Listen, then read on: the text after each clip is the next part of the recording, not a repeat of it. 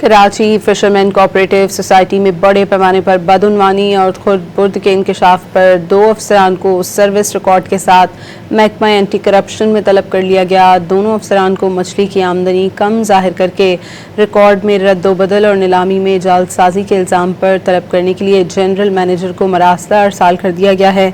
मज़ीद जानते हैं डॉन न्यूज़ के नुमाइंदे आसिम खान से। आसिम, किन इल्ज़ामात पर कराची फिशरमैन कोऑपरेटिव सोसाइटी के अफसरान को तलब किया गया है?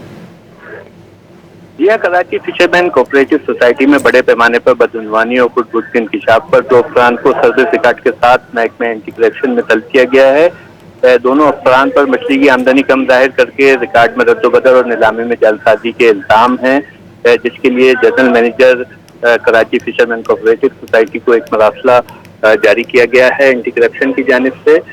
और इसमें कहा गया है कि महकमा एंटी करप्शन ने जो है सोसाइटी के जनरल मैनेजर को के नासिर खान और मेंटेनेंस इंचार्ज नादिर खान का सर्विस रिकॉर्ड जो है उस समय उन्हें जो है पेश किया जाए, जबकि मज़कूर अफसरान के तकर्रुरनामे, तालीमी असनाद, डोमिसाइल सर्विस और रिकॉर्ड भी फराहम करने का कहा।